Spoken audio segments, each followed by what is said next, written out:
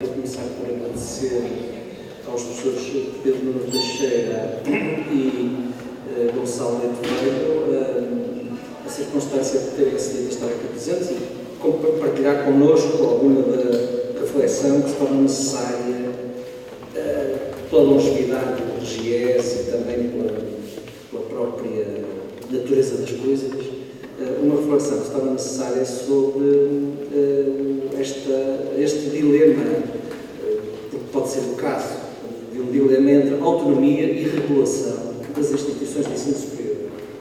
Eu, em 2 minutos, gostava para lançar aqui algumas ideias, certamente que algumas delas um bocadinho fora do contexto rigoroso da ideia da autonomia, porquanto o conceito de autonomia remete-nos para uma relação entre as universidades e o Estado. A autonomia é a autonomia da instituição do ensino superior perante o ambiente externo, digamos assim.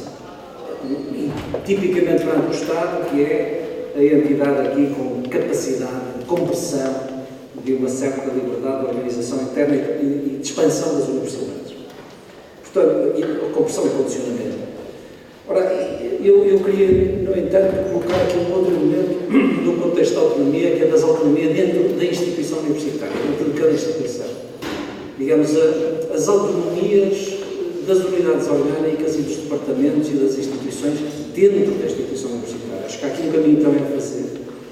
E este é um tópico que gostava de deixar. Um outro tópico que gostava de deixar tem a ver com a importância que tem hoje, crescente, a importância que tem aquilo que eu chamo de burocracia universitária, ou seja, um conjunto digamos, umas dinâmicas que se foram desenvolvendo ao longo do tempo no sentido de dar um peso, por razões de natureza gestionária, económica, por razões ligadas ao próprio desenvolvimento das ciências da administração.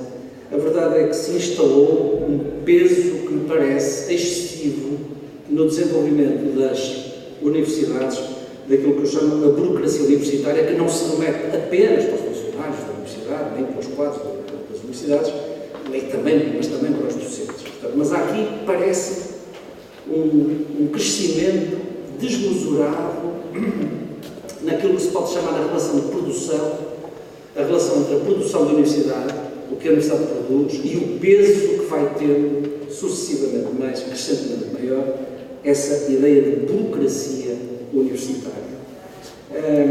E, portanto, estes são os 2 tópicos que me ocorrem no contexto da autonomia, porque o ponto importante, o ponto central da autonomia, que certamente será tratado muito melhor, com muito mais ciência, até em razão dos elementos curriculares que nos são apresentados pelos palestrantes, é a dimensão da autonomia e de governação da universidade. O sistema de governação, a questão que se pode colocar a esse nível, aliás, são muitas, mas é questão de saber se este sistema de governação não está a caminhar para uma lógica muito centralista e personalista, e se isso é bom ou mau, porque pode não ser necessariamente mau. Bom, e dada então a palavra, nós não definimos ordem, mas não sei se alinhar alguma ordem. Mas, enfim, pode ser, então, o primeiro que está aqui no sumário, digamos assim, o professor Pedro Nuno Teixeira, que é professor na Faculdade de Economia da Universidade de Porto e que é diretor do Centro de Investigação de Políticas do Ensino Superior, além de muitas outras qualidades e dimensões do seu currículo, destaca o facto de ter sido membro do Conselho Nacional de Educação e de muitas redes e agências, e membro e consultor de muitas.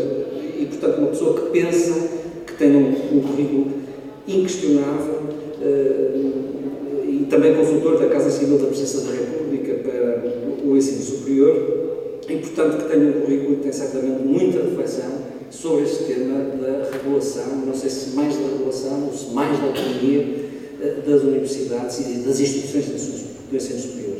Muito obrigado.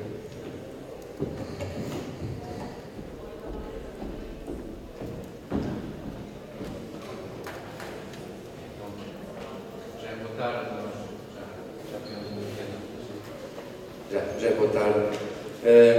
Muito obrigado e apesar do professor Reitor ter a gentileza de explicar que não podia continuar, mas também agradecer a figura do Presidente do Conselho Geral o convite, cumprimentar a todos, saudar a Universidade de Coimbra pela iniciativa, e sabem que para nós mesmo, aqueles que estudaram e que são membros de outras universidades, tem sempre um sentido especial vir à Universidade de Coimbra, porque em grande medida o valor simbólico que tem a Universidade em Portugal depende também muito e é muito valorizado pela Universidade de Coimbra. Portanto, a minha saudação a todos os colegas da Universidade de Coimbra. E uma saudação também pelo facto de termos uma reflexão sobre governação, sobre a autonomia, sobretudo por não é realmente um desabafo, mas não sei se repararam que num ano que nós celebramos 30 anos da Lei da Autonomia, esse assunto praticamente não foi assinalado. Não sei se é bom sinal, porque a autonomia universitária já está tão enraizada, tão consolidada, que nem é preciso falar nela, ou se é porque, de facto, há aqui um apagamento da importância da autonomia enquanto uma dimensão estruturante do funcionamento do sistema, da regulação do sistema e da vida das próprias instituições e do seu papel nas várias missões que ainda no painel anterior foram mencionadas. Bom, eu agradeço também muito a apresentação ao moderador, porque não só pela simpatia da apresentação, que isso se deve muito à generosidade dos colegas, mas sobretudo também porque introduziu exatamente as duas dimensões que eu gostava de partilhar convosco, que é, por um lado, a reflexão em termos de governação e autonomia ao nível do sistema e, por outro lado, ao nível das instituições. E confesso que não foi muito fácil pensar em termos de partilhar convosco, porque há muita literatura sobre a autonomia, houve muita discussão sobre a autonomia, e eu pensei, bom, eu vou falar perante uma plateia de pessoas, várias das quais, por exemplo, tiveram responsabilidades em instituições, portanto já tiveram muita experiência, não só teórica, mas prática sobre a autonomia, e portanto o que é que eu posso partilhar convosco? E organizei a apresentação essencialmente em duas partes. Uma primeira, que é fazer um ponto de situação do que é que são as tendências e do que é que são as tendências sobre governação e autonomia ao nível dos sistemas e ao nível das instituições no espaço europeu de ensino superior, e a posição de Portugal numa perspectiva comparada, de uma forma muito sintética, essencialmente de enquadramento, e depois uma segunda parte de partilha de alguns dados assim, muito sintéticos de um projeto que eu coordenei, mas que é um projeto de uma equipa do CIPES, que terminou há um ano e meio, sobre mudanças nas instituições e nas instituições e quais são as percepções dos académicos e dos não académicos relativamente a essas mudanças, porque pareceu-me que uma das preocupações em termos de reflexão era que impacto tem tido no governo das instituições e no funcionamento das instituições de ensino superior um quadro de mudanças que foram aqui mencionadas. Bom, e eu começava por não sei se é uma provocação, por uma citação do relatório anual da Instrução Pública de 1844-45, que eu achei particularmente delicioso, porque nos diz no desenvolvimento da instrução deve haver variedade, porque o gênero é livre, mas na sua direção deve haver unidade, para evitar a anarquia moral, que é a origem de todas as outras. Isto é o relatório da Comissão Nacional que foi criada, aliás, na altura da criação do Conselho Nacional de Instrução Pública. Eu acho que esta citação, só dois comentários que teria, obviamente, para trabalhos até no seguimento da introdução do moderador, mas reparem que isto é numa altura em que nós supostamente estávamos a consolidar um regime liberal. E, portanto, isto já diz alguma coisa de que mesmo na consolidação de um regime liberal, de liberalismo político, económico e social, a visão que se tinha acerca da coordenação do sistema de ensino. E porque eu acho que ela captura bem uma tradição que é uma tradição que nós partilhamos em grande medida com uma grande parte da Europa continental, que é uma tradição de uma presença muito forte do Estado na regulação, na organização, no financiamento, em muitos outros aspectos do sistema de ensino e especificamente no sistema de ensino superior. Portanto, eu acho que esta, digamos assim, está muitas vezes presente de uma forma latente no nosso debate sobre a relação entre o Estado e as instituições. E a segunda é uma citação que é também uma homenagem a um professor da Universidade de Coimbra, o professor Joaquim Ferreira Gomes, um estudioso também da Universidade, em particular da Universidade de Coimbra, que num texto de final dos anos 80, e depois foi publicado numa coletânea de ensaios sobre o Estado da Universidade, nos dizia que ao longo da sua história a Universidade nunca foi autónoma. E ele falava não na Universidade de Coimbra especificamente, nem sequer da Universidade Portuguesa, falava da Universidade em sentido lato, dizendo, uma vez que sempre esteve ao serviço de uma religião, de uma ideologia, de uma classe, de um regime político. No futuro, a Universidade não poderá ser inteiramente autónoma, não apenas porque não tem meios próprios de subsistência, mas também, mas sobretudo, terá de cumprir os objetivos que a comunidade em que se insere, ela espera e até exige. E eu acho que, mais uma vez, também esta citação eu acho que daria para gastar os 20 minutos que eu teria para falar, mas eu acho que, sobretudo, eu sublinharia várias questões que, de certa forma, podem nos ajudar na nossa reflexão sobre a autonomia. Por um lado, as ambiguidades do termo da autonomia, que muitas vezes são interpretadas no sentido autonomia como independência das instituições, e, por outro lado, e há quem interpreta a autonomia como interdependência e relacionamento com outros atores, outras instituições, seja o Estado, mas seja outros parceiros. E, sobretudo, eu penso que a citação do professor Joaquim Ferreira Gomes já apontava para uma realidade que é dizer, mesmo, isto é escrito na altura da publicação da Lei da Autonomia Universitária, que é de 1988, e, portanto, ele dizia, bom, mesmo que a Universidade seja mais autónoma relativamente ao Estado, há um conjunto de expectativas, e eu diria hoje ainda mais fortes do que o eram no final dos anos 80, que fazem que a Universidade esteja muito ao serviço da comunidade, e ao estar ao serviço da comunidade está, obviamente, interdependente. E, portanto, as limitações ou as complexidades que isso introduz do ponto de vista da autonomia e de governação, quer do sistema, quer das instituições, eu penso que é particularmente avançando em termos de panorama, em termos europeus.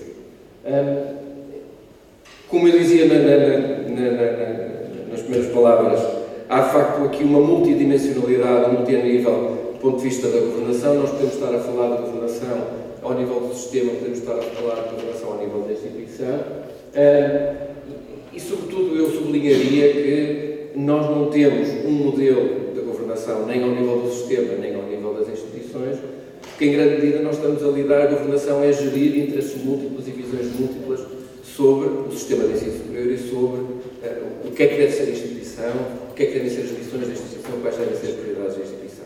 E, portanto, é aceitar que a conflitualidade faz parte da governação, seja ao nível do sistema, seja ao nível da instituição. E, em grande medida, os diferentes modelos de governação tentam dar respostas diferentes a esta conflitualidade e tentam canalizar esta conflitualidade de uma forma mais construtiva, seja na relação entre o Estado, a sociedade e as instituições, seja dentro de cada instituição. E se calhar, parte do debate é também trazer estes diferentes modelos, estas diferentes visões e estas diferentes preocupações e prioridades de uma forma mais explícita. Aquilo que nós observamos em termos, eu vou ser relativamente breve nisto, porque eu penso que não diria matéria conhecida, lembrando a terminologia que o professor Mira há pouco dizia, não é? Do trabalho de casa e da ordem de trabalhos, mas é, em grande medida, penso eu, algo conhecido e, portanto, ajuda-nos sobretudo a situar e sistematizar algumas coisas em termos de contexto. E a primeira é, de facto, nós observamos uma tendência, a partir de mais ou menos dos anos 80, e por isso a nossa lei da autonomia universitária não é, digamos assim, algo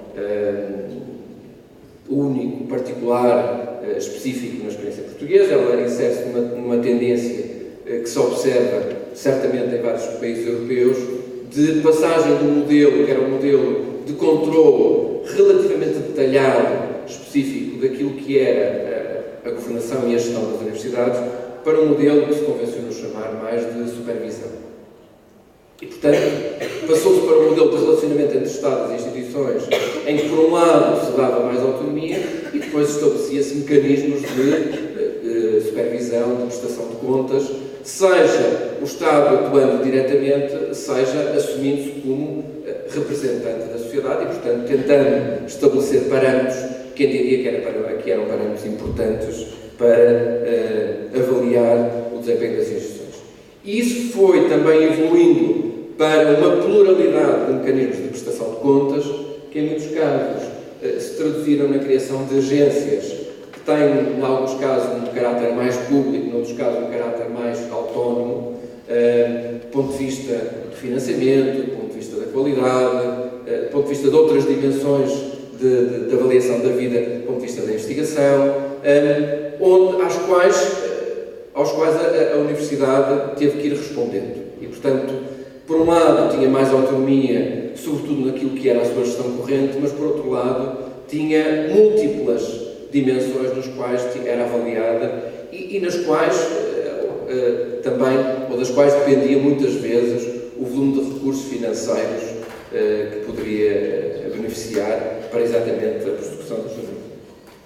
E isto, além de mais, foi evoluindo, e eu estou aqui a fazer uma panorâmica de 30 anos, portanto, isto é muito simplificado, de um modelo que muitas vezes era um modelo genérico de definição do desempenho para modelos mais específicos. Se quiserem, um dos aspectos onde isso é mais visível, talvez por enviesamento de formação, que é o de financiamento, em que nós passamos de um período, nos anos 80, nos anos 90, em que nós tínhamos fórmulas de financiamento que muitas vezes estavam centradas nos inputs, no número de estudantes, e que em muitos casos eram dadas, portanto havia um envelope financeiro que era transferido para as instituições sem grande especificação em termos de resultados, em termos de, digamos assim, do que era esperado que se obtivesse com esses recursos, para uma situação em que nós hoje temos, em muitos sistemas europeus, modelos de financiamento frequentemente assentes, pelo menos em parte, em indicadores de desempenho. Ou seja, aquilo que se convencionou chamar de performance-based funding é hoje uma realidade relativamente disseminada. Há um estudo em que nós colaboramos com a Associação Europeia de Universidades, há 4 anos atrás, onde se notava que a generalidade dos países europeus ou já tinham uma parte de financiamento associada a mecanismos de desempenho, a indicadores de desempenho, ou estavam a planear fazê-lo. E, portanto, isso é de facto uma tendência que, mais uma vez, eu penso que introduz nuances do ponto de vista da autonomia, porque quer dizer, têm autonomia para gerir este orçamento, mas parte do financiamento, ou podem ter mais financiamento se tiverem resultados neste aspecto. Isso necessariamente depois introduz um nível de influência do ponto de vista das prioridades, do ponto de vista da forma como a instituição se organiza, que é obviamente significativo. Paralelamente a esta, digamos assim, esta malha que foi sendo estabelecida na relação entre as instituições e o Estado, em muitos países europeus, isso foi também, digamos assim, impulsionado por um contexto em que o próprio Estado estimulou a rivalidade e a concorrência entre as instituições. A Conferência de Abertura, aliás, em alguns aspectos já o mencionou. Penso que todos sabemos que vivemos num contexto, seja em termos nacionais, seja em termos europeus, muito mais competitivo e, portanto, isso é muito visível e nos mecanismos de financiamento, seja de financiamento de ensino, seja de financiamento de investigação, eu penso que isso também é particularmente visível. É óbvio que eu estou aqui a fazer um quadro muito geral e depois nós temos algumas tendências comuns, mas temos depois especificidades, ou seja, alguns destes elementos são mais vincados, foram mais aprofundados em alguns países do que noutros, mas, de modo geral, os estudos de mapeamento em termos de tendências de governação são relativamente convergentes neste quadro. Do ponto de vista das instituições, aquilo que nós observamos é, de facto, um aprofundamento, em termos dos países europeus, de uma crescente autonomia em várias dimensões. Depois eu já falarei um pouco mais sobre isso, mas, de facto, associado a uma prestação de contas multidimensional, de que ainda há pouco eu mencionava, quando tratava a questão do sistema. Por outro lado, aquilo que nós também observamos, de uma forma transversal em termos europeus, também com algumas nuances, mas de uma tendência geral, é a evolução de um modelo que estava essencialmente assente numa governação colegial, em alguns aspectos, em outros casos mais burocrática, para modelos de governação mais orientados para o exterior, mais orientados para o desempenho, Em alguns casos fala-se um pouco também em governação como um pendor mais managerialista. O termo managerialista é um pouco propenso a equívocos e nós não temos tempo para digamos assim, para os utilizar.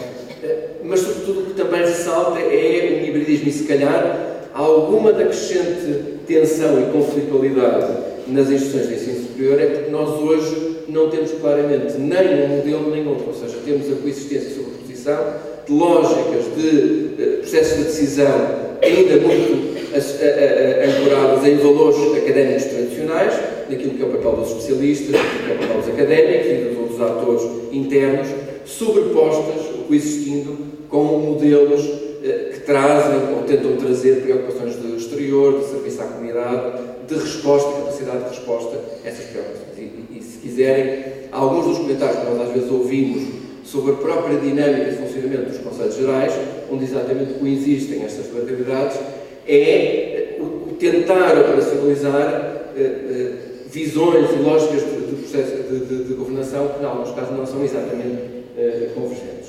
A última nota que eu faria, do ponto de vista institucional, que me parece também importante, é que, com o crescimento dos sistemas, com o crescimento da complexidade das instituições e com estas pressões do ponto de vista do desempenho, aquilo que também nós observamos na generalidade das universidades foi para uma crescente formalização dos processos e para a definição também de indicadores de desempenho internamente. Ou seja, se uma universidade está crescentemente a ter que prestar contas em função do seu desempenho a vários níveis, crescentemente, obviamente, vai internalizar essas preocupações e vai tentar moldar o comportamento dos seus membros também de acordo com isso. E isso feito de uma forma formalizada. E este é um aspecto que eu adiantava já em termos de notas que eu acho que valeria a pena, é que muito da discussão que nós temos tido sobre governação é uma discussão que assenta, digamos assim, na dimensão formal da governação, nos órgãos, nos processos, nas regras, e muito menos sobre a dimensão não formal da governação, ou seja, os valores, a confiança, as atitudes. Ou seja, isso é algo que normalmente nós deixamos, como achamos como um aspecto relativamente secundário, mas que porventura poderia ajudar a operacionalizar e a tornar mais congruente algumas destas estruturas. Como eu dizia, esta dimensão da autonomia é, obviamente, um conceito complexo. Há muita literatura a tentar especificar, operacionalizar o que é que nós queremos dizer com a autonomia em que sentidos. Então, tem ali uma tentativa que foi feita a partir de uma revisão de literatura por vários colegas, num exercício coordenado pela EUAP, a Associação Europeia de Universidades, que fez um primeiro trabalho, um relatório de especificação de dimensões de autonomia e depois tentando aplicar isso e caracterizar os sistemas europeus do ponto de vista destas dimensões de autonomia organizacional, autonomia financeira, autonomia em termos de recursos humanos e autonomia em termos académicos, tentando depois definir critérios para densificar cada uma destas dimensões de autonomia. E aquilo que eu vos trago, isto é uma publicação que está disponível online, portanto não vos queria amassar muito, mas sobretudo posicionar rapidamente Portugal em termos destas várias dimensões. Do ponto de vista da autonomia organizacional, os colegas fizeram um mapeamento que posiciona Portugal no nível médio-alto, digamos assim, em termos de fronteira. Eu chamo a atenção que nós estamos a falar de um posicionamento relativo e não em termos absolutos, ou seja, não estamos a falar de um máximo de autonomia, mas estamos a falar da posição relativa dos vários sistemas do ponto de vista da autonomia. De um ponto de vista de autonomia financeira, nós estamos ali no nível intermédio e eu já fiz a chamada de atenção porque suspeito que quando eu digo que nós, do ponto de vista da autonomia financeira, estamos no nível intermédio, no nível intermédio alto, vamos dizer, mas a nossa experiência não é essa, ou seja, não sentimos naqueles que temos experiência de gestão que tínhamos assim tanta autonomia. A questão é que, porventura, nós estamos a falar de sistemas que, em alguns casos, têm ainda muito menos autonomia. E este termo ainda muito menos autonomia é não só naquilo que não podem fazer, mas é também no conjunto de prescrições acerca da forma como têm que usar esses recursos. E, por exemplo, a questão do financiamento assente em resultados restringe fortemente a capacidade de decisão e a autonomia na capacidade de decisão das instituições, e é por isso que nós temos algumas surpresas do ponto de vista de quem tem menos autonomia. Do ponto de vista de recursos humanos, aqui se calhar não há tantas perplexidades, porque estamos na média baixa, e, portanto, há também a percepção, aliás, o professor Manuel Godinho, no final da sua intervenção, alertava exatamente para a importância da questão da regulação das carreiras e não apenas eu alargaria do pessoal docente, mas do pessoal não docente, como um fator desse ponto de vista relevante. E, finalmente, em termos de autonomia académica, aqui eu acho que a surpresa é pela negativa, porque nós temos a percepção de que somos mais autónomos em termos académicos do que, porventura, este retrato. Eu penso que aquilo que influencia muito este resultado é o facto dos mecanismos de acesso que nós temos são normalmente caracterizados como as instituições portuguesas não têm grande autonomia em seleção dos seus estudantes. Ou seja, isso é feito através de um sistema que não é controlado pelas instituições, quando muito tem alguma influência na definição de alguns critérios, realmente pré-requisitos, nas provas que exigem, em termos de ensino secundário, mas não tem grande autonomia desse ponto de vista. Bom, isto é um quadro sintético que depois é feito, este relatório vem sendo atualizado, portanto há relatórios ao longo desta década que tenta ir fazendo um panorama. Eu não tenho tempo já para entrar em detalhe em várias dessas dimensões, sobretudo destacava estes dois aspectos. Por um lado, o facto de no relatório ser mencionado que não há uma irreversibilidade nesta ideia de autonomia. Eu acho que é interessante, porque em algumas das discussões iniciais, nos anos 80, nos anos 90, nós achávamos que isto era o início de um caminho que não tinha retorno, e fomos vendo pela experiência na relação entre o Estado e as instituições que há reversões no nível da autonomia, e há aspectos, nós podíamos dizer, no caso português, onde claramente todas as instituições são menos autónomas do que eram, portanto, nos anos 90. E há, além de mais, um aspecto que o relatório destaca, que eu penso que é particularmente importante na reflexão portuguesa, que é o facto da restrição financeira restringir muito aquilo que nós podemos fazer com a autonomia que temos. Ou seja, nós podemos ser, se calhar não somos assim tão autónomos, mas podemos ser muito autónomos, mas se não tivermos recursos para, remetendo exatamente, aliás, para a citação do professor Joaquim Ferreira Gomes, que é, nós podemos ter autonomia, mas se não tivermos recursos, ficamos, obviamente, dependentes. E isso é um aspecto significativo. E essa dependência é não apenas relativamente às fontes públicas, mas é também relativamente às fontes privadas. E, aliás, a literatura diz-nos que, em alguns aspectos, as fontes privadas são tão ou mais exigentes do que as fontes públicas. Têm outros tipos de exigência, mas não deixam de ser, como diria um famoso economista, não há almoços grátis e, portanto, também não há financiamento sem restrições. Tentando avançar rapidamente, isto vai ser assim mesmo muito assim, sintético, mas podemos regressar a isto se houver oportunidade na discussão. Há algumas percepções que nós tiramos do estudo. O estudo foi feito. O que nós tentamos perceber foi um exercício particularmente gratificante para nós, enquanto equipa, porque nós estávamos habituados a olhar para algumas destas mudanças em termos do sistema numa perspectiva seccional. Ou seja, havia os colegas que trabalhavam sobretudo as questões da governação, que eles trabalhavam mais as questões da qualidade, que eles estão mais preocupados com as questões profissionais, académicos, não académicos.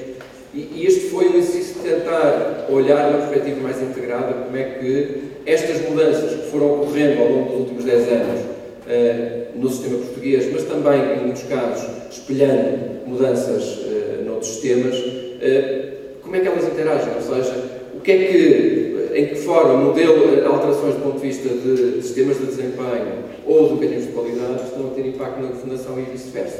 Ou em que medida estas mudanças estão a ter impacto na reconfiguração do papel dos profissionais, seja profissionais académicos, seja não académicos? Deve imaginar, eu, os 5 minutos para aí que tenho para falar, não poderei explorar isto, mas há muito trabalho publicado pela equipa por vários colegas sobre isso, e, portanto, passo a publicidade. Se tiverem interesse, obviamente, terei muito gosto em conduzir para isso. Só muito brevemente, isto foi feito com uma enorme colaboração de muitas instituições de ensino superior, universidades, politécnicos, seja do setor público, seja do setor privado, que acederam a distribuir este questionário. Isso significou que nós tivemos, no final, praticamente cerca de 2.000 questionários validados, completos, e o questionário é longo, e vocês sabem que quando nós fazemos um questionário, é sempre aquele líder que faz o questionário, quer perguntar tudo e mais alguma coisa, e depois começa a pensar, mas quem é que vai ficar até ao fim para preencher isso? E isso foi uma das dificuldades. Mas, apesar de tudo, eu acho que é uma amostra que já tem uma razoável representatividade. E o que é que eu destacaria só 3 ou 4 resultados que eu penso que são interessantes do ponto de vista da discussão de hoje. Uma das questões a primeira questão que eu destacaria é quem é que influencia as decisões das instituições. E quando nós perguntamos aos académicos e não académicos, eles valorizam sobretudo do ponto de vista das suas percepções, é a avaliação de pares, e esta avaliação de pares seja do ponto de vista de programas de ensino, seja do ponto de vista de investigação, e as políticas nacionais. E claramente menos a coordenação estratégica interna, que é o terceiro, entre os vários níveis. Portanto, ela não resulta, as prioridades não resultam exatamente daquilo que é a vontade afirmada dos diferentes níveis de decisão. Há alguma coisa em termos do mercado, seja lá o que isso é, mas muito menos o papel dos atores externos e dos atores internos. Estudantes, professores, não académicos, isso é claramente visto como tendo um peso relativamente menor. Ou seja, sim, um primeiro sinal é que eu acho que ainda continua muito marcado na percepção, seja dos académicos, seja não académicos, que nós tendemos a reagir e a ser fortemente direcionados de fora para dentro. Tendências institucionais. Nos últimos anos, na minha instituição, houve uma tendência para o que é que as pessoas mais destacaram? Crescimento do trabalho administrativo, está ali no meio, mais centralização, um pouco também menos colegialidade, mais definição de objetivos, mais controle central do ponto de vista da instituição, destacam menos o papel dos stakeholders externos, que é visto como algo que não tem um peso muito significativo, e também não sentem que houve um grande desenvolvimento de estruturas de apoio aos académicos e aos não académicos. E isso parece também que é um resultado importante porque, supostamente, quanto mais funções, quanto mais responsabilidades, quanto mais autonomia nós tivermos, nós precisamos de capacitar a instituição e precisamos de capacitar a instituição aos vários níveis para o desempenho dessas funções.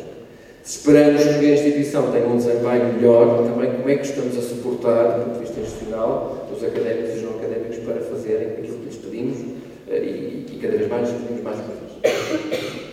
Importância dos diferentes níveis na apreciação de desempenho, ou seja, quem é que tem um papel central do ponto de vista. Eu, se calhar, não deveria mostrar este slide, porque isto é organizado pelo Conselho Geral e, claramente, o Conselho Geral ainda não é percebido, em muitos contextos, como um órgão estrategicamente decisivo das instituições.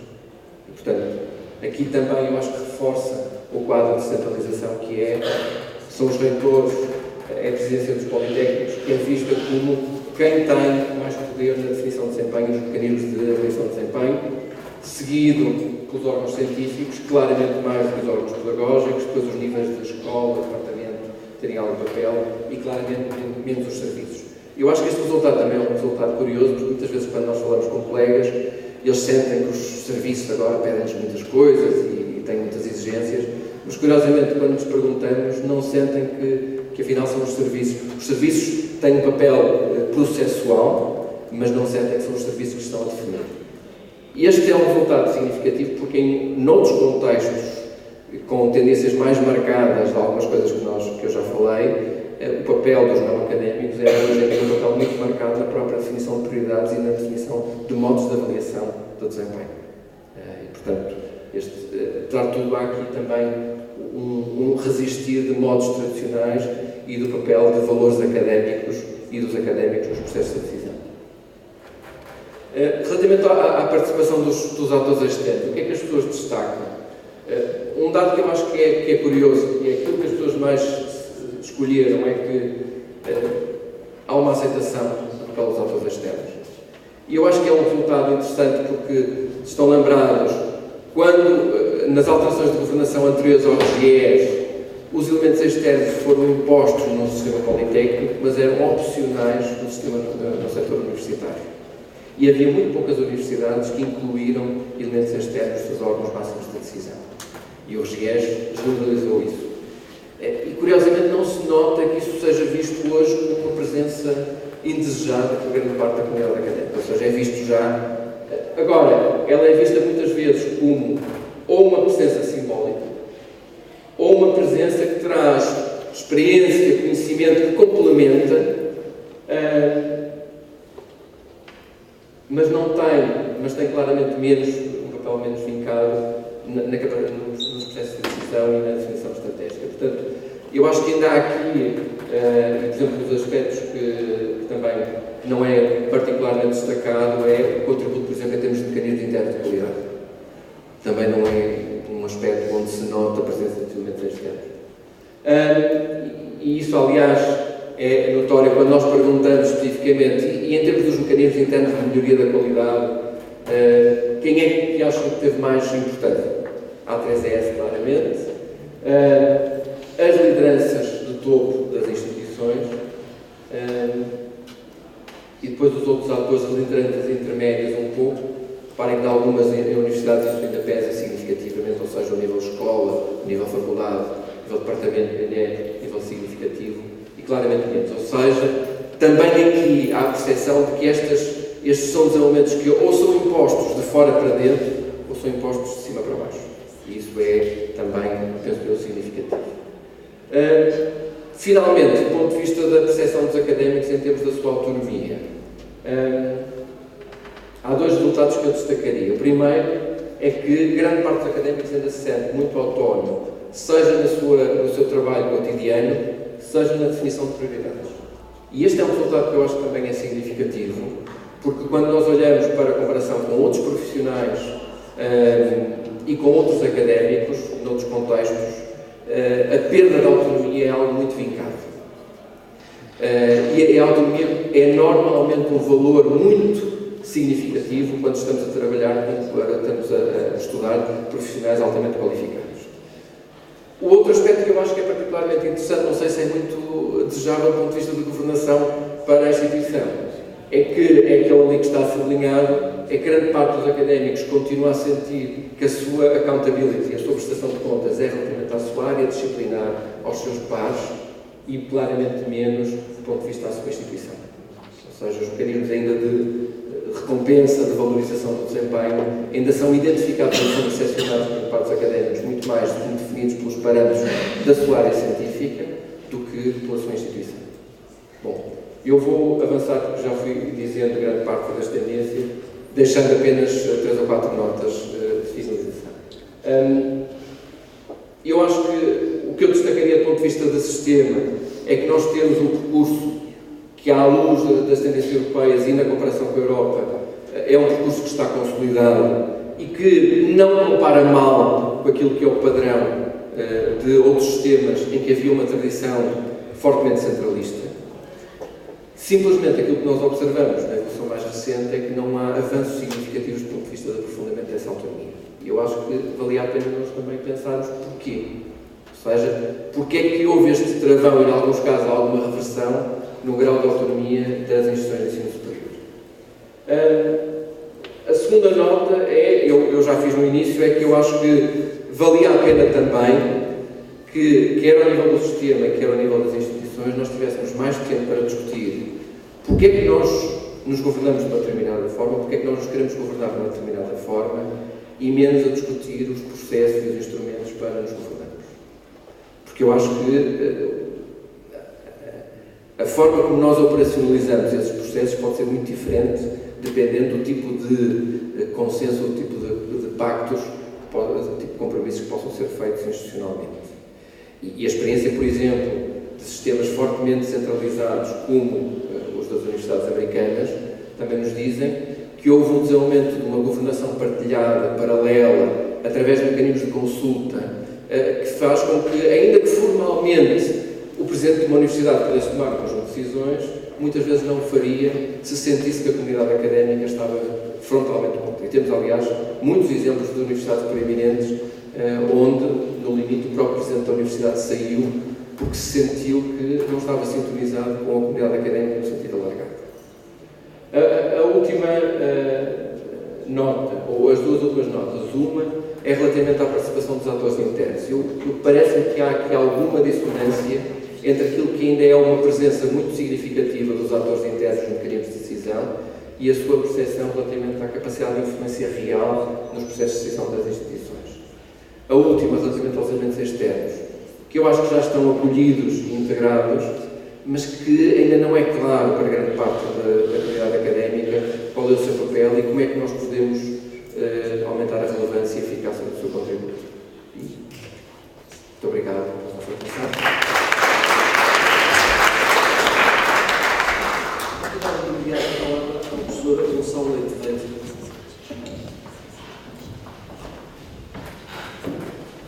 Bom dia a todos. Bom dia, Sr. Presidente do Conselho do E volto a repetir, bom dia a todos. Quero cumprimentar em especial o Presidente do Conselho Geral e agradecer o convite para estar aqui presente hoje.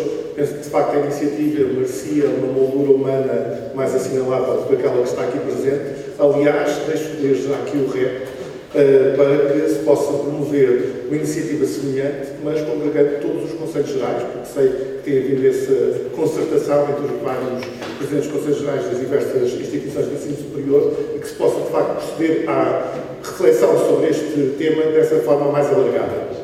Sendo que me parece também que há uma outra razão para a falta de presença aqui hoje, que é, para muitas das pessoas da Universidade de Coimbra, a questão do modelo de governação foi arrumada com a questão de não passar a fundação. E, portanto, a partir daí sentem-se confortáveis em relação ao modelo, e penso que isto também será um sinal desse conforto, o que é importante.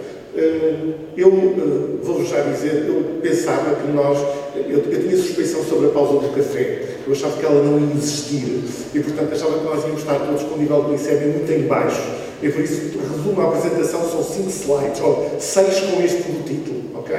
E há aqui uma questão, eu na segunda-feira estive reunido com o Ministro Manuel Leitor e logo no início da reunião estávamos a conversar, eu estava-lhe a dizer há uma questão acerca de como Presidente do SNESUP, existem, também tem a ver com os dados que o Pedro apresentou, acho que foi uma apresentação brilhante, como sempre, do Pedro, existem 33 mil docentes no ensino superior.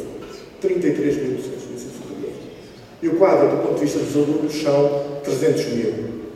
Esta é a comunidade que nós estamos a falar. Não é uma comunidade pequena. Eu, como Presidente do SNESUP, tenho esta questão de que vagueio pelo país. Já fui a todas as instituições de ensino superior públicas, fui a algumas de ensino superior privadas, tal qual como o Ministro, faço essa itinerância em momentos diferentes. Mas acho que até aconteceria isto no mesmo momento, que é, nós vamos às universidades e aos politécnicos, e o que acontece quando o Ministro vai é, há sempre uma inauguração, e sabe, isto aqui também é a minha casa, porque eu estudei nesta faculdade, isto ainda está aqui na mesma, também assinal de algo. Mas quando o Ministro vai, é sempre para inaugurar algo novo, há uma spin-off, há sempre uma energia de que agora é que vai resultar.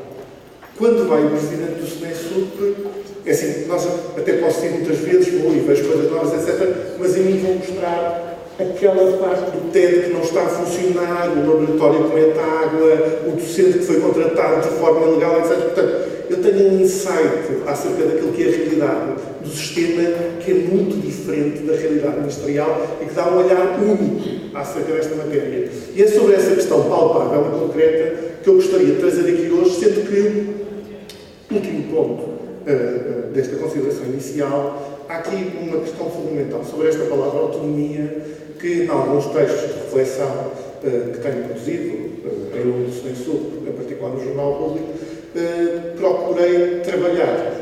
É uma pena, a Rosário Gamboa não está aqui, porque ela é da filosofia e compreenderia isto bem, ela já volta, que é, o Kant estabelece uma diferença fundamental entre duas palavras: autonomia e autocracia. É bom que se perceba o que é que isto é, autonomia e autocracia. Autonomia, autónomos, é a capacidade de nós criarmos as nossas regras. Portanto, é uma questão de regulação e desse funcionamento regulado, digamos assim. A autocracia é um governo próprio, sendo que a autocracia é colocada pelo Kant como um defeito, um problema, porque as autocracias são sistemas de clientelismo, sistemas clientelares, com sistemas de patrões, etc., patronos, etc. Portanto, não vamos confundir autonomia com autocracia. Isto tem a ver com, do ponto de vista daquilo que é a universidade, E o professor José Reis foi extremamente simpático. Ele citou-me, ainda antes de eu ter terminado a tese, ele já me citou, aqui numa organização do Conselho Geral aqui de Coimbra, que é a diferença entre a universidade enquanto instituição e a universidade enquanto organização. A universidade é uma instituição. Tem um conjunto de normas. Isso estabelece um conjunto de comportamentos. Outra coisa é o que são as universidades enquanto organizações.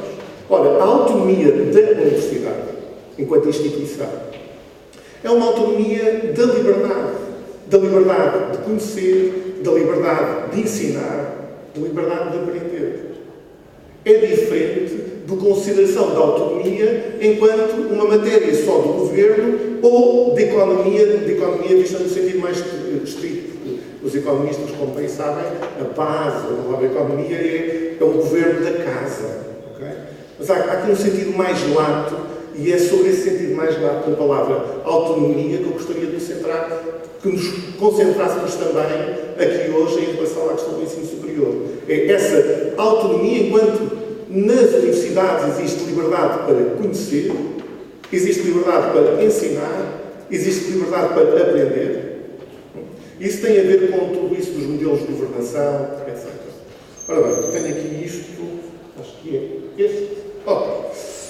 Bom, então, falamos de economia e eu tenho trabalhado muito a questão dos números das universidades. Uma universidade fundação. Como sabem, uma das questões que foi fundamentais no processo mais recente de debate sobre o regresso do regime fundacional é, mas afinal, quais é que são os resultados económicos e financeiros das universidades de fundação? E aquilo que se conseguiu comprovar é que as universidades que não estão em regime fundacional conseguiram, quase todas elas, melhores resultados do ponto de vista daquilo que é, quer a venda de bens e serviços, por exemplo aqui, a Universidade de Coimbra tem um ótimo resultado em termos de vendas de bens e serviços, por causa do turismo, é certo, e por causa dos serviços de saúde, mas tem. Quer a Universidade de Lisboa, por culpa do Instituto Superior Técnico, que tem um valor extraordinário, 9 milhões de euros de vendas de bens e serviços, mas, como eu dizia, as universidades que não estão em regime fundacional conseguem melhores resultados, querem vendas de bens e serviços, querem projetos europeus, do que aquelas que são fundação. Eu não sei se recordam que um dos critérios para se passar pela Universidade de Fundação é que era necessário 50% de receitas próprias. Okay? Ou seja, passar aquele indicador que está aqui, não se vê bem. Vamos ver se deu certo. Não, carreguei no botão errado. Ok. Este indicador que está aqui, que são as receitas gerais que são provenientes do Estado, tinha de estar abaixo de 50%. Notem, isto é a Universidade do Porto e isto é os dados, esta figura é recortada do relatório de contas de 2017. Portanto, para vos dizer, o número que está aqui são 63%. A Universidade do Porto, maior universidade de fundação do país, no seu relatório de contas de 2017, apresenta que as receitas gerais provenientes do Orçamento de Estado são 63%. Pedro certamente conhecerá melhor estes números até do que eu, porque foi vice-reitor da Universidade do Porto. E depois nós temos aqui outras fatias importantes. Isto aqui são 11% que vem do financiamento europeu, temos aqui 17% que vem de taxas de propinas e outros vendas de bens e serviços estão aqui, um valor abaixo dos 10%. E depois tudo isto merece ser escrutinado. E convido aqui a ver, eu convidava-vos aqui a ver hoje um ponto que é um ponto da evolução pós-RGEs de 6 universidades. Apesar de ser do Politécnico que cometia aqui uma falha, não inclui o Politécnico do Porto, merecia, em particular pela excelente gestão que o Rosário fez. Sempre que eu tenho aqui a dizer uma questão muito importante. O Rosário é uma mulher de coragem. O Rosário tomou decisões à frente do Politécnico do Porto, nomeadamente do ponto de vista das questões remuneratórias, que mais ninguém no país teve coragem de lhes tomar. Como a questão de passar os professores com 10 pontos, fazê-los progredir no escalado. Isso exige coragem. E isso também fala acerca da autonomia que temos ou não temos no sistema. É essa coragem. Bom, então, vou passar a outra coisa. Então, vamos aqui ver. Estas diferenças destes gráficos que eu vou mostrar também vou mostrar acerca daquilo que é a dimensão. O tal gráfico que o Peter Georgiou mostrava no início, que tinha a questão da concentração do financiamento e a sua distribuição a nível nacional, só com 6 universidades. A universidade que está aqui em cima é a Universidade de Lisboa. Depois temos aqui a Universidade do Porto. Vejam onde é que há lá, só da Universidade de Lisboa para a Universidade do Porto. E depois aqui embaixo a ver temos a Universidade de Coimbra, depois temos aqui a Universidade do Minho, a Nova, a Aveiro e aqui embaixo todas o ISCTEC, ok? Bem que poderia ter substituído aqui o ISCTEC pelo Politécnico do Porto, porque de facto tem maior dimensão. E eu gostava que vissem, esta é a evolução de receitas sem saldos de gerência. Isto é aquilo que são as receitas efetivas, sem estarmos a acumular e ter efeitos de distorção de um ano para o outro. E veem que esta evolução é uma evolução de estabilidade. É um cenário de estabilidade. Há aqui, notem, faltam dados. Esta falta de dados é propositada. Eu conheço, porque eles estão nos relatórios e contas, quer da Universidade do Porto, quer da Universidade de Aveiro, quer do ISCTE, mas o que acontece é que durante este período, entre 2008 e 2012, as universidades de fundação não apresentaram os seus dados no Orçamento de Estado, na Conta Geral do Estado. Que eu acho que nós fomos motivos de ser admoestados pelo Eurostat por causa desta prática. Isso também diz muito acerca da transparência, porque a autonomia também deveria ser sinónimo de transparência, e nem sempre é. Ora bem, existe esta estabilidade da evolução de receitas, que digo já, faço spoiler alert, que tem muito a ver com a composição das receitas da maior parte destas universidades é igual àquela que vimos no Porto, ou seja, ela depende essencialmente da evolução do Orçamento de Estado, daquilo que sai do Orçamento de Estado para as instituições, e a história que vemos é a história dessa evolução. Ela cresce até 2010, quando atingiu o seu pico, 1.340 milhões de euros, ao todo do sistema, e depois desce. E depois há aqui uma estabilização, porque, ouçam, este conto desce muito mais em termos daquilo que foi a verba transferida do Orçamento de Estado, quando foi o período de emergência da Troika, o quarto chegou a 30%. Mas há aqui uma resiliência que já vamos conseguir perceber de onde é que vem essa resiliência, porque é importante para compreendermos as dinâmicas de autonomia das diferentes universidades, porque sem financiamento, sem receitas, dificilmente há autonomia, sem dinheiro, a autonomia torna-se. Qual é que é o constrangimento que o financiamento dá à autonomia? Ora bem, então, aqui, desculpem, o título está errado, o título deste slide está errado, mas não é preciso apagar. O título isto é a evolução das taxas de propinas. Taxas e propinas. Evolução de taxas e propinas. E podem ver que a evolução das propinas praticamente em todos, é ascendente. Há aqui algumas situações que merecem um estudo localizado. Esta aqui do Minho, okay? É interessante, esta quebra que depois recupera. E esta evolução aqui da Universidade do Porto, que apesar que é curioso em relação à questão do número de alunos.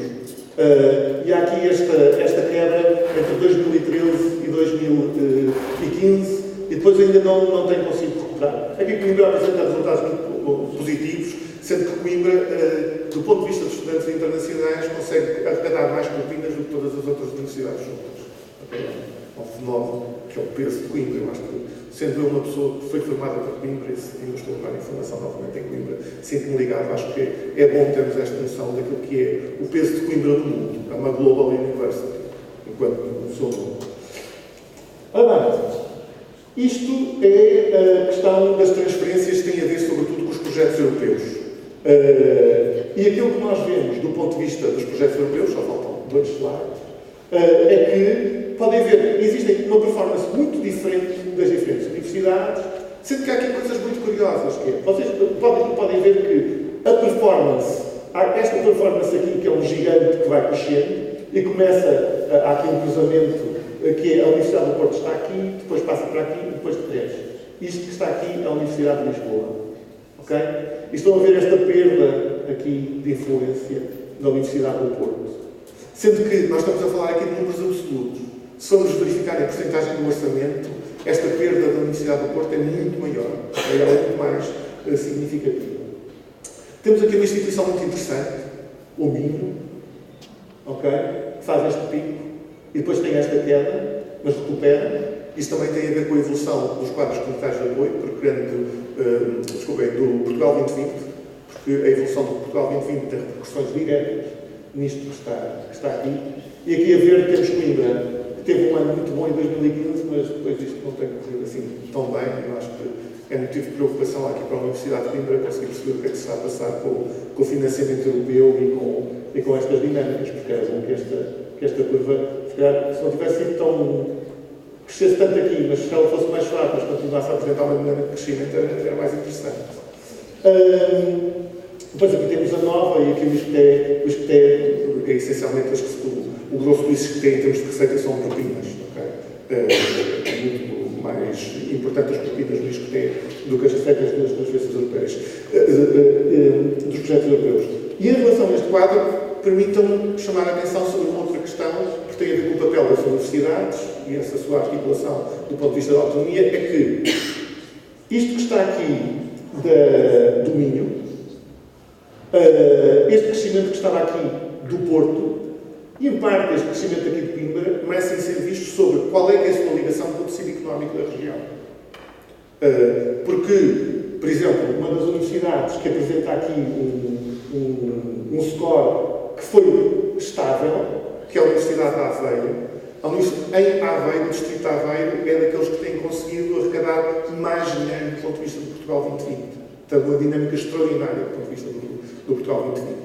Isso tem a ver com a capacidade de que as universidades serem autónomas e se tornarem catalisadoras de investimento na sua região e não estarem predominadas por um conjunto de empresas que, pura e simplesmente, utilizam a universidade para captar financiamento europeu. Por exemplo, um dos outros problemas, ontem reunia com o reitor da Universidade do Porto, António Sousa Pereira, que confessava a situação muito complicada que se vive com a questão dos voluntários colaborativos. Já são só 50 milhões de euros. E são 50 milhões de euros numa colaboração em associações privadas sem fins lucrativos que são criadas e nas quais as universidades são minoritárias, não podem ter uma participação maior de 49%. E há aqui um desvio do financiamento para esses laboratórios colaborativos, que até acabou por ser mais pequeno do que ele se pensava. Ou seja, todo este modelo está em quebra. Cá estamos nas tais questões em que o Manuel Leitor vê a inauguração, etc., e depois eu vou ver e vejo onde é que estão os buracos, etc., e vão assinalando as partes negativas. O último ponto desta viagem, a evolução dos saltos de gerência, para perceberem que não está aqui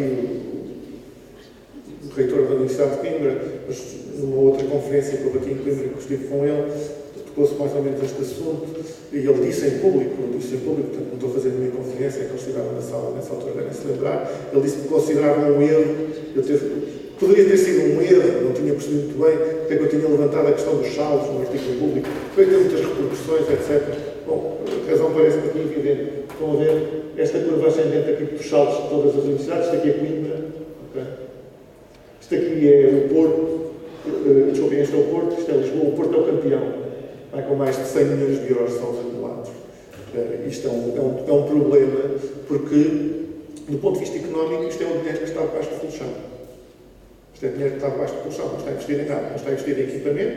Na Universidade do Porto existem várias faculdades com problemas, existe agora o problema do ponto de vista das residências dos estudantes, do alojamento, e é um bocadinho surpreendente que, em vez de, por exemplo, o património imobiliário ou outras situações, ou outros investimentos, as universidades tenham acumulado um volume financeiro que está nas contas. Não é mais do que isso. E que é um património acumulado que está nas contas. Isto é um problema, eu penso que os economistas me percebem em relação àquilo que é estratégico. Isto nem sequer pelo dinheiro no banco. Este dinheiro não está a render juros. Não está a render nada. Isto é um dinheiro que ficou ali para outro. Bom, o que isto coloca como um todo, para terminar, é, como podem ver, primeiro aquilo que é a performance das instituições de ensino superior portuguesas, e estamos a falar daquilo que são as suas maiores instituições, é sobretudo financiada pelo Estado. Eu lamento estar aqui a contrariar o Manuel Mirgodinho, que eu tenho muita admiração, mas em relação àquele cálculo, eu sei, a questão das contribuições e impostos, que vamos ver. As contribuições e impostos são tanto uma coisa que organizações como as universidades têm de pagar, como qualquer outra empresa privada tem de pagar. E a verdade é que é o Estado que coloca esse financiamento que depois ele recebe. Nós estamos de acordo em relação a que estaremos de acordo em relação a uma outra matéria, se calhar, que é até, eu não trouxe esse quadro porque já falei tanto sobre isso que achei que não valia a pena trazer, que é o quadro do subfinanciamento do ensino superior português quando comparado com o resto da OCDE. Nós temos uma porcentagem de despesa pública, agora subiu um bocadinho mais, agora está em 1,1%. São dados de 2015 que estão no Education at a Glance, subiu para 1,2%. Vamos ver como é que vai ser em 2019, porque a probabilidade é que em 2019 vai descer outra vez. Isso coloca-nos naqueles pelotões que ainda há pouco o Pedro apresentava, os vários grupos, à frente ou atrás. Nós estamos no último grupo do ponto de vista do financiamento público e torna-nos muito pouco competitivos à escala global quando olhamos para o financiamento público, inclusive no sistema inglês ou até do sistema americano. Porque eu não sei se as pessoas sabem, mas fala-se muito dos Estados Unidos, mas o grosso dos estudantes dos Estados Unidos da América estão em universidades públicas americanas. Não estão nas universidades Ivy League, que são de uma elite, a tal excelência, e são de uma elite a nível global, e, portanto, existem aqui um conjunto de todos os enquadramentos. Mas o que eu queria dizer é que, apesar desse financiamento bastante forte, eu há pouco tempo tive a ocasião de mostrar isto no público, faltam 600 milhões de euros para alcançarmos a média europeia, 600 milhões de euros. É o valor do novo banco, daquilo que foi colocado. Não quero ser populista com isto, mas principalmente quando cidadão, quando conhecemos estes números do Orçamento de Estado, faz um bocadinho de confusão. Portanto, faltam estes 600 milhões de euros e isso tem um impacto direto dentro daquilo que é, quando nós, por exemplo, temos esta ideia que eu acho ótima e excelente, total apoio, de Coimbra como Global Research University. Bom, a verdade é que esse global, à partida, logo do ponto de vista do financiamento, está curto, e eu não gostaria que Coimbra caísse noutros erros que nós também já conhecemos. O Pedro certamente conhece muito bem os exemplos do caso de Novartis Berkeley, que foi uma farmacêutica que teve um financiamento generoso e uma aliança generosa para com a Universidade de Berkeley, e isso foi um caso tão problemático que derivou até numa série de estudos sobre o impacto exatamente destas empresas privadas na falta de autonomia das instituições de ensino superior. Outras coisas são projetos conjuntos, como é muito conhecido, Princeton, etc. Manchester, por exemplo, na área da saúde, é uma outra coisa. Bom, eu penso que fico por aqui e deixar espaço para as questões, sendo que também há muitas questões. Há uma entrevista no DN que foi bastante extensa, que saiu esta semana, e que também lá digo muitas outras coisas acerca desta questão. Muito obrigado.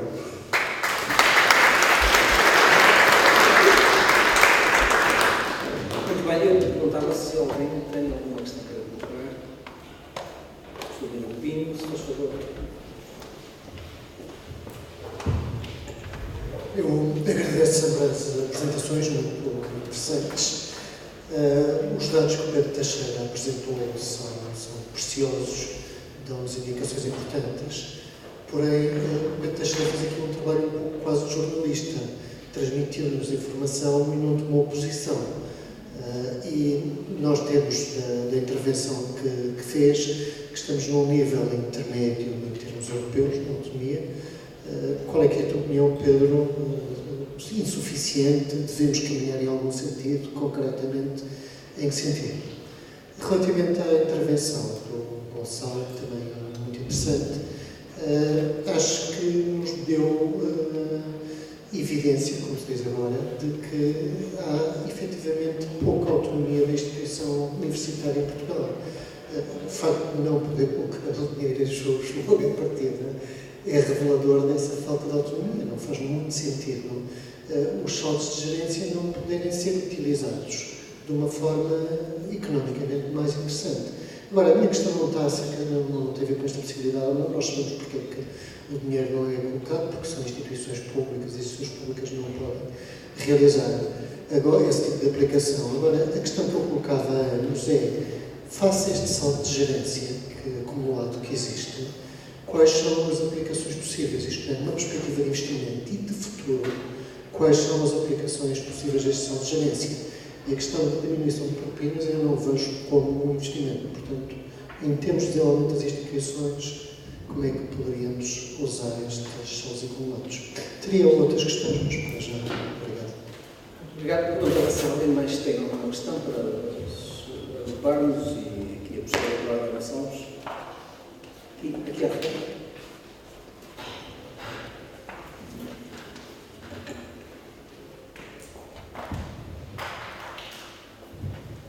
Obrigada. Não é propriamente uma questão, é um brevíssimo comentário.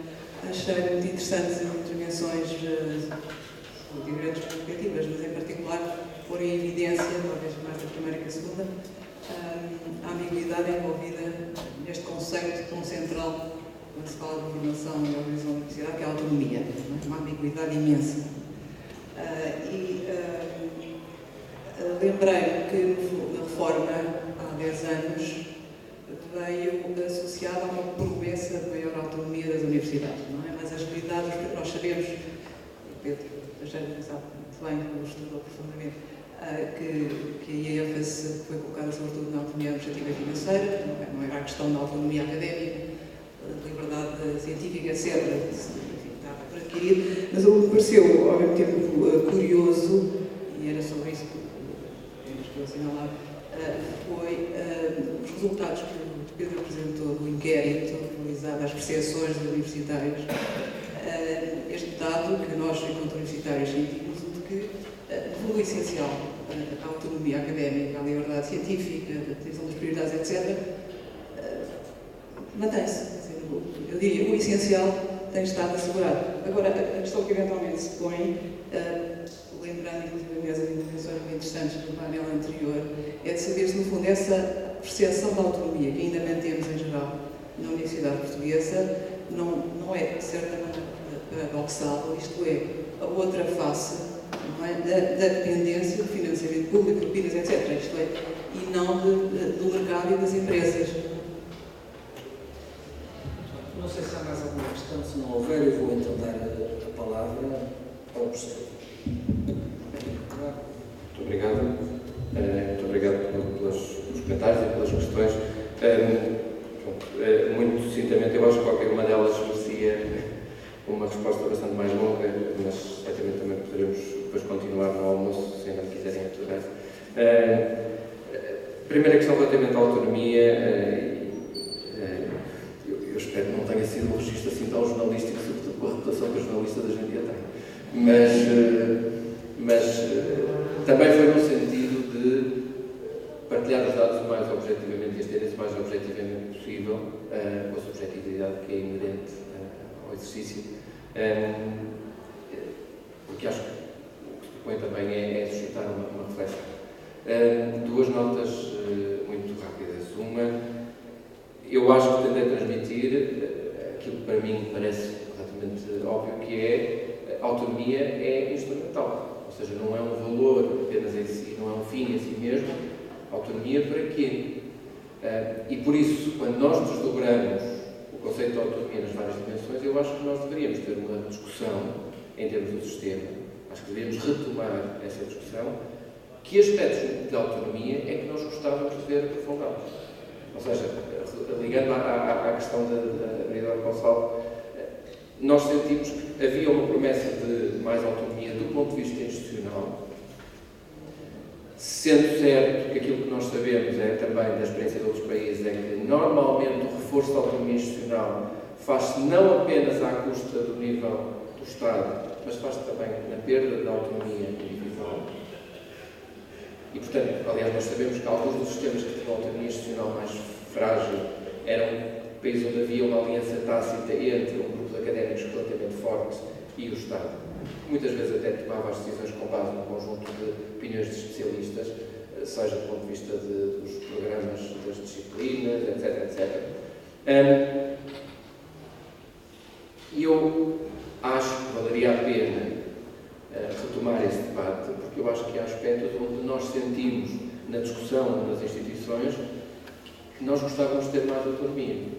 Agora, eu não acho que esse debate seja um debate relativamente pacífico, porque pegar logo numa das questões onde muitas vezes se fala aqui a autonomia em termos de recursos humanos, eu acho que isso vai passar, ou isso passaria, por uma diferenciação na gestão de recursos humanos, seja interinstituições, seja dentro de cada intra-institucional. Eu imagino que o Paulo tenha visões muito diferentes relativamente a isso. Porque essa diferenciação, eu acho que choca com outras visões da universidade. E reparem, eu acho que elas são igualmente legítimas. Valia a pena era nós trazermos essa discussão à superfície. E acho que em muitos casos nós temos estado tão absorvidos ou pelas limitações financeiras e pelas restrições financeiras, ou pela pressão, pela reação a iniciativas. E agora especulando um bocadinho mais, eu acho que a perda de visibilidade na questão da autonomia, em alguns casos a perda da autonomia, é porque as universidades portuguesas passaram de um período onde muitas vezes lideravam a agenda em termos de ensino superior para uma situação em que essencialmente reagem a iniciativas, seja do ponto de vista nacional, seja do ponto de vista supranacional. E ao mesmo tempo, acho que percebemos que é mais difícil hoje ter uma agenda partilhada para o conjunto das instituições. Ou seja, eu acho que é muito mais difícil haver uma tomada de posição do Conselho de Reitores hoje do que era há 20 ou 30 anos atrás, porque o sistema é mais diferenciado, o sistema é mais competitivo. Mas eu acho que, apesar de tudo, valia a pena retomar alguma capacidade de trabalhar enquanto sistema. Porque essa ideia de que se eu me autonomizar em termos do conjunto do setor, pode ser que consiga alguma vantagem, eu confesso que isso vai causar, ou acho que aquilo que tem causado, é uma fragilização da capacidade de negociação por parte das universidades. Portanto, aí, sinceramente, tenho dúvidas. Relativamente à questão de se temos ou não mais autonomia, em parte, pegando aliás no caso das universidades de formação, e eu estou aqui a controlar-me imensamente para não comentar a declaração. Eu acho que, sobretudo, havia uma questão que era preciso clarificar, porque eu acho que o Gonçalo usou os dados da Universidade de Porto, é uma realidade muito curiosa, porque usou os dados da Universidade e não do grupo da Universidade. Do grupo, porque eles são mais amplos relativamente a isso. Eu nunca fui errado, porque a Universidade de Porto tem uma realidade muito, do ponto de vista de sua organização muito complexa, porque tem um conjunto de entidades participadas que, aliás, se não fossem contabilizadas, a Universidade de Porto não teria preenchido os critérios para ser fundação. E isso não foi apenas uma questão contabilística, foi uma imposição na altura da negociação. Eu estou também a conter, porque eu fiz parte da Assembleia Estatutária e fui um dos dois membros da Assembleia Estatutária que votaram contra a passagem em fundação. E na altura, e aliás era o único que não tinha nomeação definitiva. Mas se o fiz, não foi tanto por uma questão ideológica, diria assim, foi sobretudo por duas razões. Uma, que eu acho que vai de acordo com aquilo que a Maria Eduarda questionava, que é, eu achava que a Universidade estava a assumir riscos com contrapartidas que não se iriam materializar, como não se materializaram. Ou seja, as vantagens poderiam estar associadas. Aliás, eu estava a pensar o que era o contexto económico do país e o contexto internacional em 2009 para perceber que isso não ia acontecer. Portanto, nem o Porto, nem o Esqueté, nem a Aveiro receberam aquilo que eram supostos receber. Portanto, foram universidades sem fundo. E, ao mesmo tempo, a universidade, uma universidade que é pública, que é suposto desempenhar um conjunto de funções que, se não o fizer, e de oferecer, por exemplo, formações que, se o deixar de fazer, não há ninguém à volta que vai fazer. E, portanto, eu conseguia compreender que, num contexto em que coexistissem diferentes instituições, que algumas delas tivessem um perfil mais especializado. Acho que é perfeitamente concebível colocar, por exemplo, Lisboa entre várias instituições que existiam na altura. Alguma delas assumisse um perfil, se quiserem, mais seletivo, do tipo de oferta formativa. Ou do tipo de atividades que faz, da forma como se posiciona a comunidade. E eu acho que, para uma universidade como Porto, como Coimbra, que serve uma comunidade, e percebendo nós a limitada mobilidade, portanto, dos estudantes técnicos, isso criaria uma dificuldade. E, portanto, eu acho que, em grande medida, parte do que não se notou foi porque as condições partiram da centralização.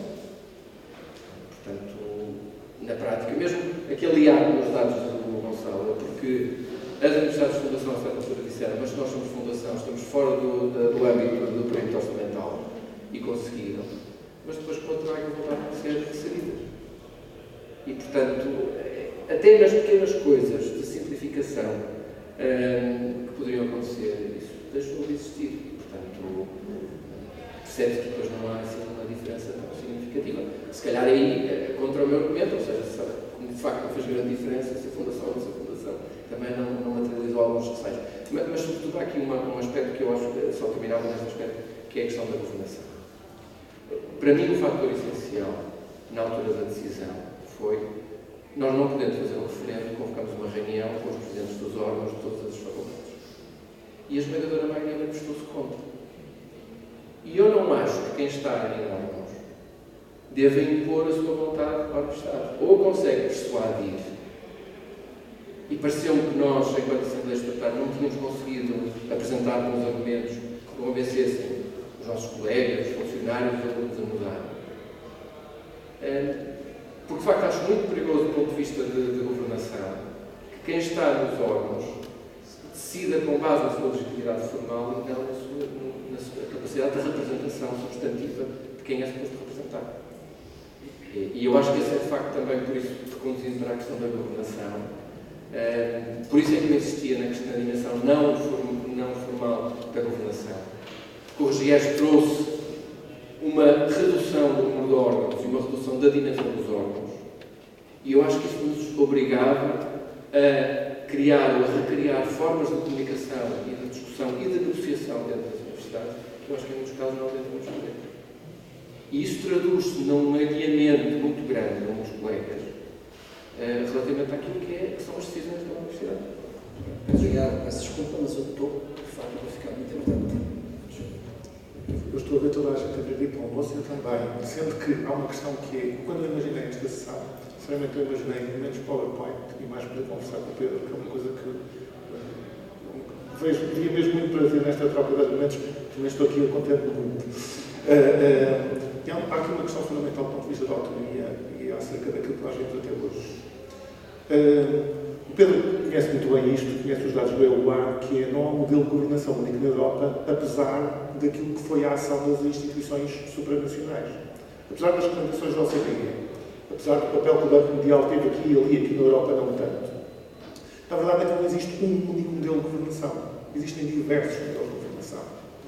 Eu penso que todos os fenómenos que nós estamos a ver da mudança do século, eu gosto muito do filósofo que é o George Agamben, que tem um livro que se chama O que é o Contemporâneo, e onde ele sempre cita um poeta russo que tem o poema Vek, o século. Okay?